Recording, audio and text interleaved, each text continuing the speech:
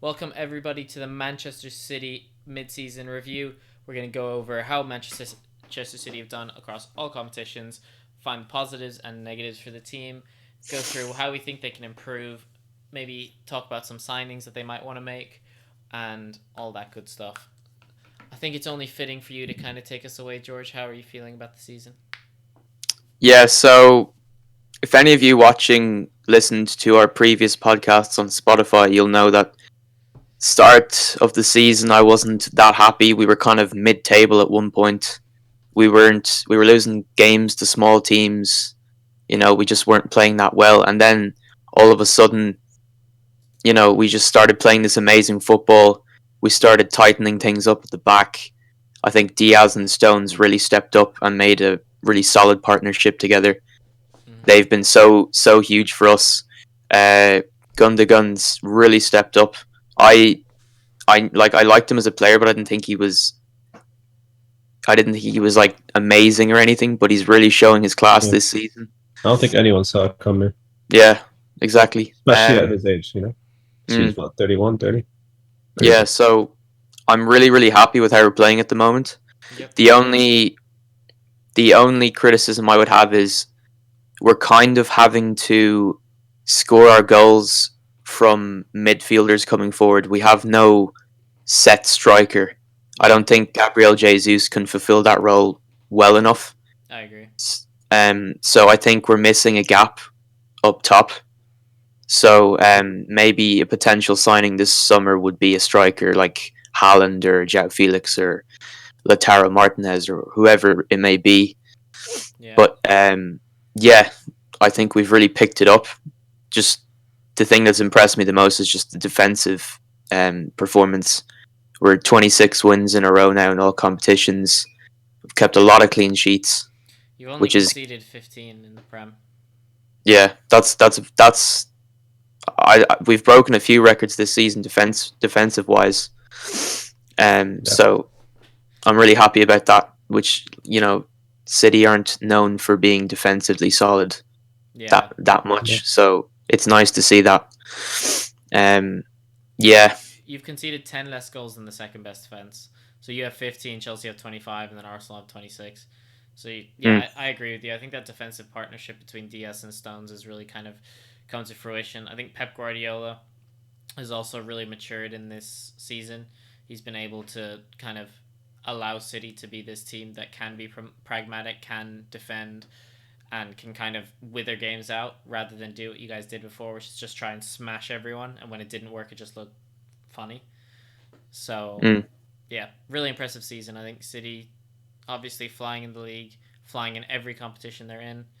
Um, I don't really see who's stopping them this year in terms of their cup competitions. They're 2-0 up in the Champions League.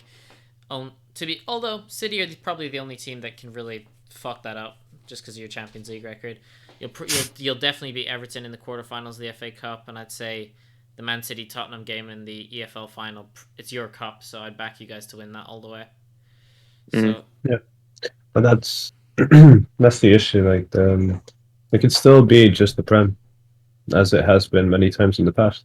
true. If the FA Cup is a choke, EFL doesn't go well, Mourinho, he's good at finals, though Tottenham, well, let's not give him too much credit. But Yeah, still, it could happen. And Champions League, well, last year, remember, people were like, "Hey, this is City's Champions League to win." I mean, Bayern was strong, obviously, but to at least make the finals, and then yeah, that happened against Lyon. Sure, it was one leg, so it's a bit harder. Upsets happen, but that was still incredibly disappointing. yeah, Um, we'll see. Though I am very confident that the City side can go forward. But yeah, one important thing that I think City needs to really think about in the summer is Aguero and De Bruyne. I'm not saying you should let them go. However, one thing that's really important, I think, for players like Bernardo Silva, Mahrez, who will usually have to give up their spot for each other or for De Bruyne or just rotation, is that I think they need consistent playing time. You saw it. Until Bernardo Silva was being played consistently, he didn't find his form. yeah, Same with Mahrez. Same with a lot of these guys. And now De Bruyne almost looks like the worst out of all these midfielders, right? Which is crazy. mm. So what do? Right? yeah, Yeah, Maybe you he's need to definitely having find an off season. yeah. But like that's the problem now. Like, do you think you should sell one of these dudes? Not De Bruyne, I'm saying, but any of them, because it looks like they do need consistent playing time to find form.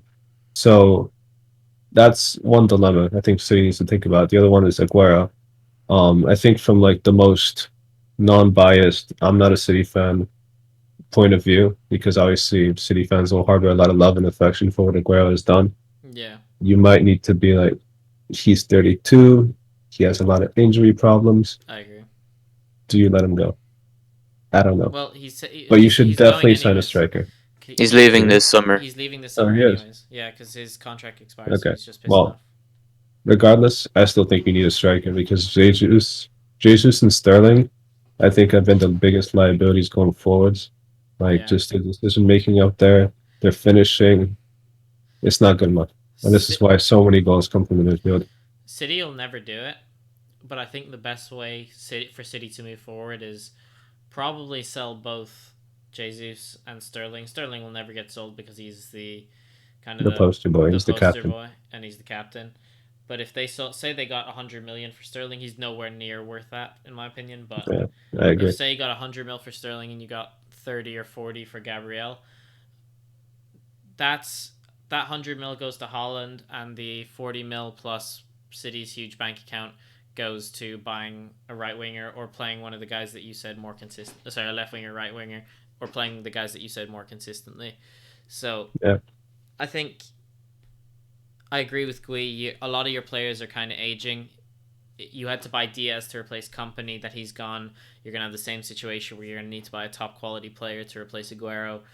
You know, David Silva Gundogan's kind of stepped up to be that replacement, but Yeah. I yeah, think Laporte probably has one more season in him, one or two. So I don't think that's a big issue. Like you don't need a yeah, center back. Those three, rotating them is 100% fine.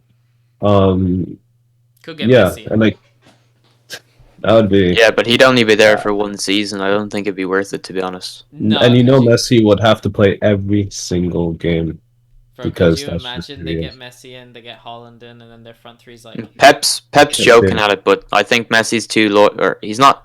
It's not that he's loyal. He just wants to be known as that guy who one club wonder, never changed clubs. yeah, I think he would find success. I mean, it's freaking Messi we're talking about. Like, yeah, no matter how like emotionally or mentally whatever he's going through a change like that, because it would be quite, well, I imagine it would be quite hard for him. Regardless, he would find the back of the net. It's just Messi, you know. yeah, Don't get me wrong. I would take Messi because currently he is actually top goal scorer in the league, if I'm not mistaken. Because he Yeah. scored two over No, the he doesn't. weekend. So people say he's having an off season, but he is the top goal scorer in the Liga. So Yeah. he still has maybe one or two seasons left in him. So I wouldn't mind him finishing his career at City. it would be pretty So good. Mhm. I think I think there's a lot to there's a lot to look forward to as a City fan. I think as an Arsenal fan, I look forward and think and only hope. I hope we sign this player. I hope this. I think for a City fan, you know that because Aguero's gone, there will be a replacement in City, a really well run. Whether it's Haaland, whether somehow you splash out and get Mbappe, or whether it's João Felix, it's going to be a big name. So I think for all the City fans watching, you should be really, really hopeful. And mm, I think the only thing I'd be scared of if I were you is Pep upping and leaving, because I think Pep, while you have some very, very good players, if Pep leaves, the system goes with him, unless you get like a Nagelsmann in. So he So signed an extension this year. I don't see him leaving, to be fair. I agree. I don't see him leaving, but Pep is weird. He took a random sabbatical because Jose Mourinho beat him. He doesn't stay often at clubs for longer than 3 years. I know City's an exception, but I don't know. I think he's in City for the long run. I think he wants that I think Champions he's League. found his club. Yeah, exactly. Till he I gets it, he's not leaving. yeah, Honestly. that's what I was gonna say. I think even if he just reaches the final, I think he wants that much because he wants to do it at every club. He's done it at Barcelona. He's done it at Bayern.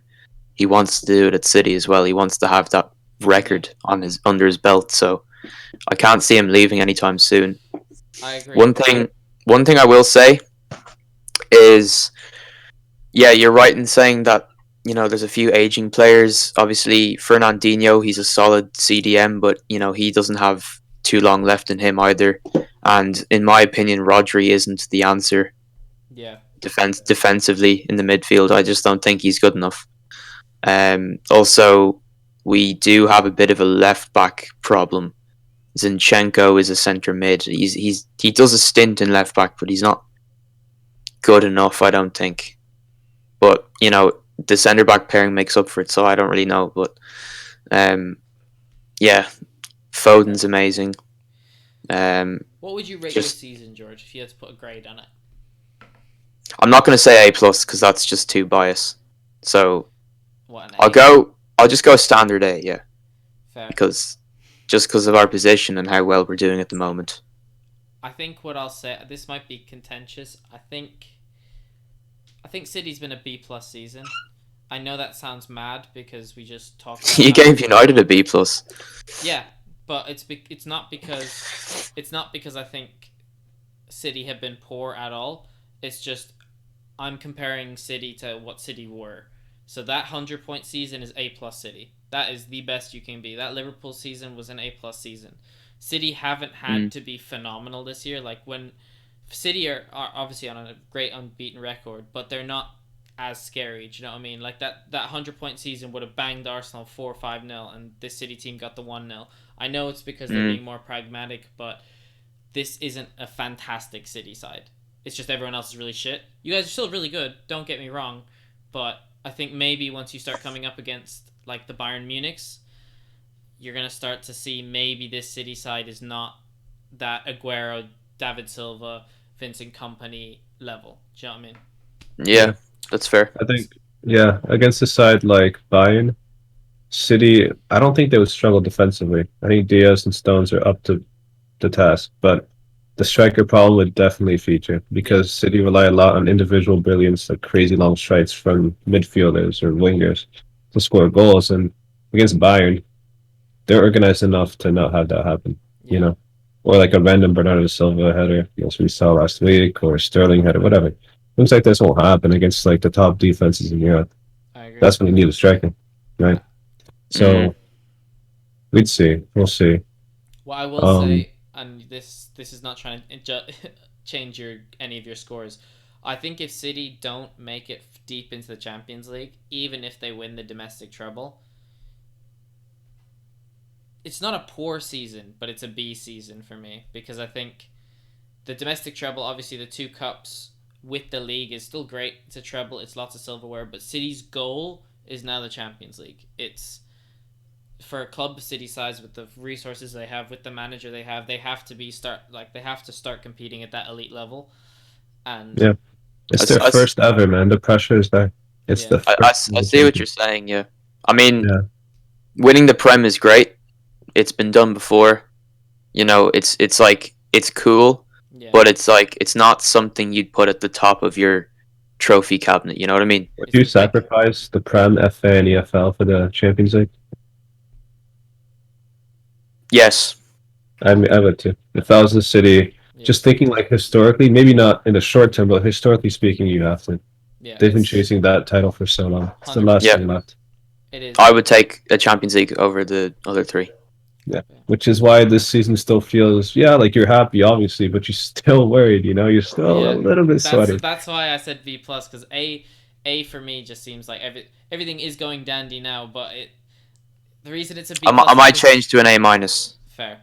All right. Yeah, so I'd give him an A minus as well. Yeah, B+, but just because we're doing thus far, right? Like City haven't shown trouble in the Champions League. That Porto game, that was back before they figured out like what they were going to do going forward. So I don't want to look at that. We're unbeaten in the Champions League. So yeah, I know it was a 0-0 draw, right? But I say City like struggled to score against the Porto side. It was also struggling at the time, and I thought that was kind of bad. But I mean, that was before City figured it out. This was back when they were struggling in the Prem too. So with all that put aside, yeah, I don't think City will struggle against anyone in the Champions League except Bayern, unless the nerves get to them. Bayern or PSG, I would say, are the main ones. Yep. Yeah, I think even PSG City should be favored. If you forget about their like Champions League mental struggles and things like that. Bayern are class, but they are beatable. They've lost to a Yeah. few underground teams in the Bundesliga this season, like a few shock results, one or two. More so this season than last, I would say. Much And more. Yeah. also, not, and this is not a shot at City fans, but when it comes to no fans being in the stadium, City don't take as big a hit as Liverpool would. Just no, You have it's to not. say it. No, it's not actually. It's like Sheffield United. They're not a massive club, but their supporters give them that much extra.